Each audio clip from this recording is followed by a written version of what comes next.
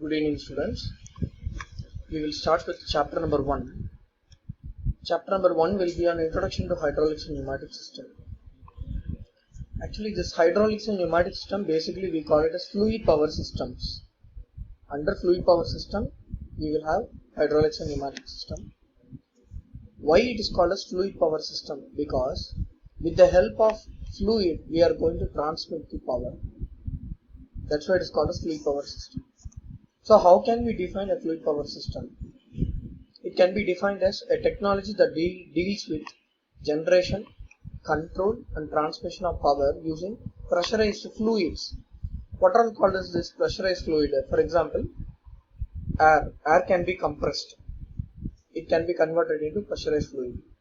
Fluid, oil, water. It can be pressurized and it can be converted as pressurized fluid. So there are two systems, one is hydraulic system and the other one is pneumatic system under fluid power system. So hydraulic systems are nothing but any system where we use oil as input, we call it as hydraulic system. That means pressurized oil we are going to make use of to transmit the power. It is called as hydraulic system. In a system when we use pressurized air, we call it as compressed air, we call it as pneumatic system.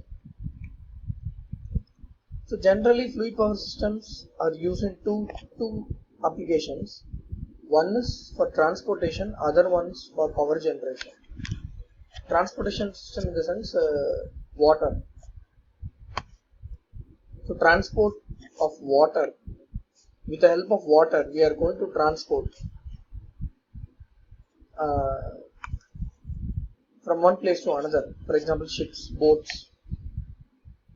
And with the help of water we are transporting water from water reservoir to hoses and industries through pipelines.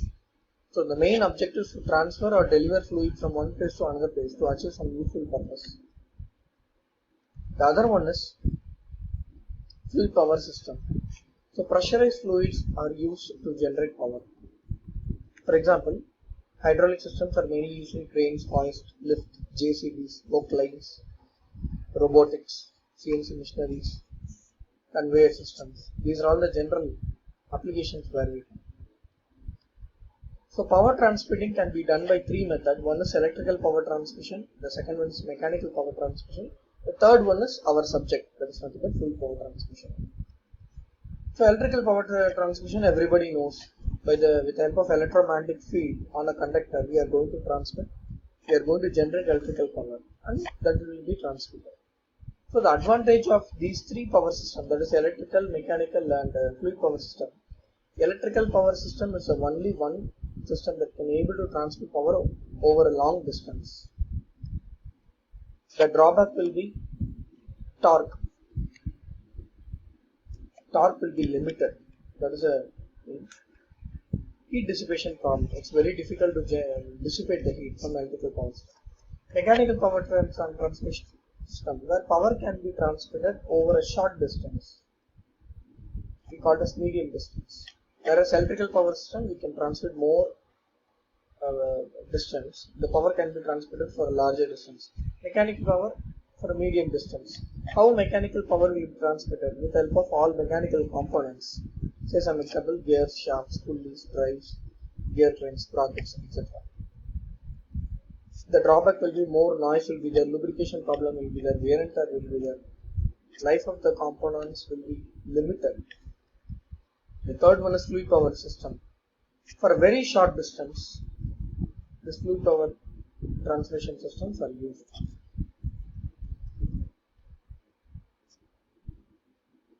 In that we have two power systems, one is hydraulic and pneumatic system. Pneumatic power systems are used for very short distance. For a small distance only we can able to transmit power. Hydraulic system, when compared to mechanical system, hydraulic system transmission is very less. For example, JCBs, book lines, lifting the components from one place to another place. Those are all it. So why we have to go for fluid power system? The merits will be on accuracy and ease of control, multiplication of forces, because the components that we are using may be very small in nature, but the power generated by those components will be 10 times multiple with the input. For example, pneumatic system, compressed air. We are taking 2 bar of compressed air. Once it gets compressed and when it comes in the outlet, we will get 4 bar of air. So multiplication of forces will be done. Simple in nature, safety to use, economic. Rapid work will be done. 24 into 7 you can make use of these components. So mostly this hydraulic and pneumatic system will be used in automated systems. Automated systems can be used 24 into 7, where a human operator can able to work 8 hours of a job, whereas automated systems can be used continuously for mass production. High quality of components will be manufactured if you use this automated system. Relatively quiet and smooth operation. If you see some differences between pneumatic and hydraulic system, in a hydraulic system generally oil is used, pressurized oil is used. Pneumatic system, pressurized air is used. Air can be taken anywhere from the atmosphere, it can be made use of it and it can be disposed in the atmosphere itself. Whereas in hydraulic system, we have to purchase a standardized oil from the market, we have to put money from the pocket, so a little bit expensive in nature, whereas in pneumatic system, it is very, very less expensive. In a hydraulic system, more components and complex in nature, because in hydraulic system, we have to put reservoir tank, we have to put a pump, we have to put a motor, we have to put a direction control valve, we have to put accumulator, pressure relief valve. Many components are involved, so complex in nature. Pneumatic system very simple in nature. We need a compressor, we need an FRL unit, filter regulator, lubricator unit, we need an actuator, we need a valve. That's all. Due to high viscosity, more frictional loss will take place in hydraulic system, whereas less viscosity of gas, less frictional power will take place.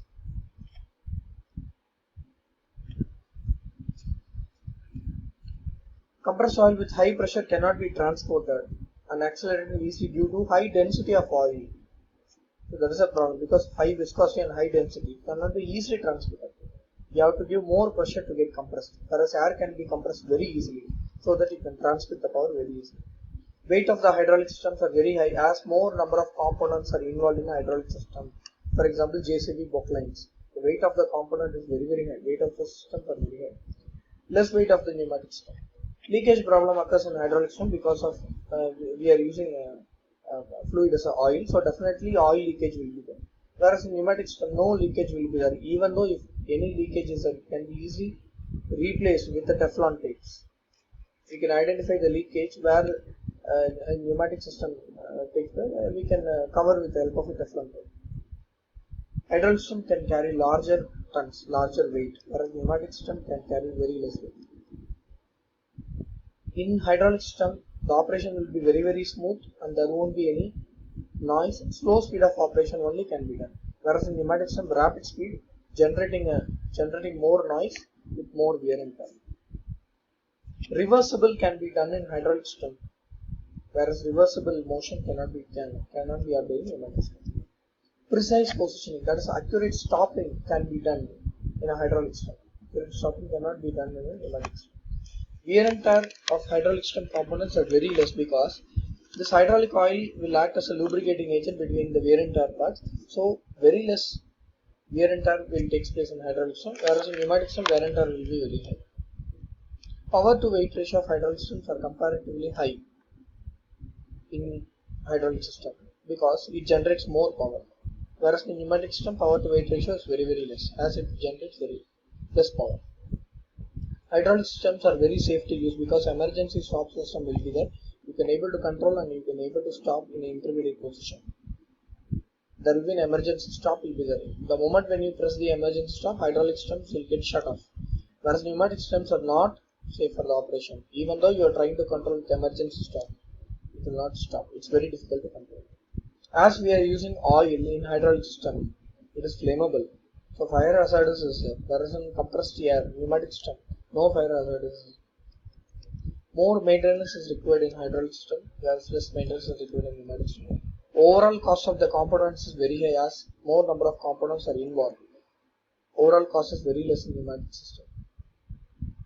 Hydraulic elements required special heat treatment operation in order to avoid the components from rust and corrosion and other contaminants. No such treatments are required for pneumatic systems. Because of leakage problem, it affects the operation system very seriously. There is no leakage problem occurs in pneumatic system. Hydraulic applications will be on JCB, hoist, lifts, cranes, CNC machineries, robotic systems, and pneumatic applications will be on piston and cylinders, pneumatic press, pneumatic drilling machine, etc.